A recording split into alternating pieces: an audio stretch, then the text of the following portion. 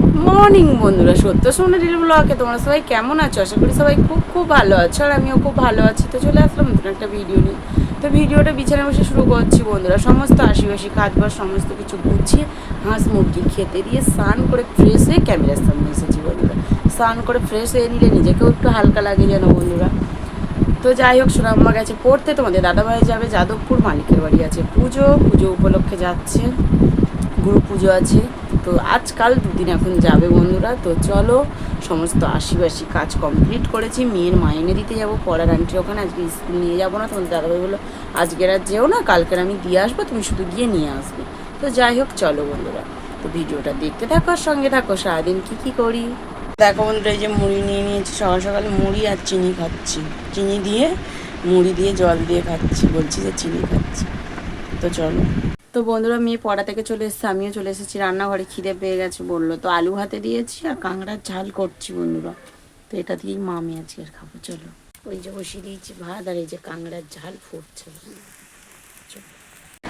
তো বন্ধুরা, অনেকক্ষণ ভিডিও করি, রান্নাবান্না করে ঘরে এনে আলু সিদ্ধ কাঁকড়া ঝাল দিয়ে ভাত খেয়েছি। আর আমাদের এখানে পাশে বাড়ি এটা কাকিমা খুব অসুস্থ, তো দেখতে গেছিলাম, একটু দেখে আসলাম, হসপিটালে নিয়ে গেছে।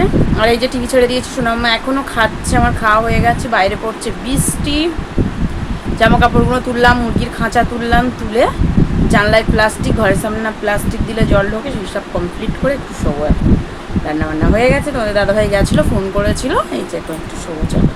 তো বন্ধুরা, অনেকক্ষণই ভিডিও করা হয়নি। সেই যে রান্নাবান্না করে এসে খাওয়া দাওয়া করে শুয়েছিলাম, একটু আগে উঠলাম, উঠে ঘর টর ঝাঁট দিয়ে সমস্ত কিছু গুছিয়ে, বাইরে এক দুপুরা করে বৃষ্টি পড়ছিল, মুরগি হাঁসের সব খেতে দিয়ে, আর এই যে বসেছি হাত মুখ ধুয়ে, থালা বাসন টাসন মেজে। তোমাদের দাদাভাই নেই, তো একটু শুয়ে শুয়ে দিন কাটিয়েছে আজকের, আজ আর কাল 2 দিন। তারপরে থেকে আবার যেই চাকরি সেই চাকরিতে আবার জয়েন করতে হবে। তো চলো, যাই হোক, তোমাদের দাদাভাই একটু ফোন করেছিল, কথা বলছিলাম, তো বাড়ি আসবে এবারে। বন্ধুরা, চলে এসেছি রাতে রান্না করতে, রান্নাঘরে এসেছি। ডাল হচ্ছে আর ডিম সিদ্ধ আলু সিদ্ধ হচ্ছে আমাদের কাছে। এই দেখো বন্ধুরা, ডাল সিদ্ধ হচ্ছে, আর ভাত হচ্ছে, আলু সিদ্ধ আছে, ডিম সিদ্ধ আছে। তোমাদের দাদাভাই আসছে, রান্না বসিয়ে দিয়েছে। তো বন্ধুরা, অনেকক্ষণই ভিডিও করা হয়নি। তো রান্নাবান্না করে ঘরে এসে দেখি ফোনে চার্জ নেই, তো একটু চার্জে দিয়েছিলাম।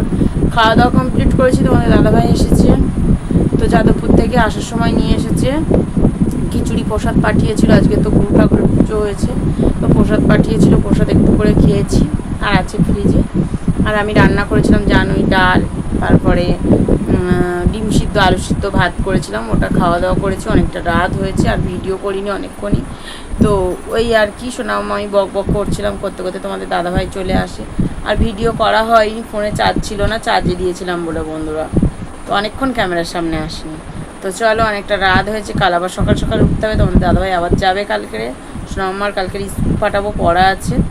তো ভিডিওটা এই পর্যন্ত, ভালো লাগে লাইক করুন, শেয়ার করে দিও, যারা ফেসবুক থেকে দেখছো তারা ফলো করে দিও, যারা ইউটিউব থেকে দেখছো তারা সাবস্ক্রাইব করে দিও। টাটা, গুড নাইট, দেখা হচ্ছে পরের ব্লগে। সবাই ভালো থেকে সুস্থ থেকো।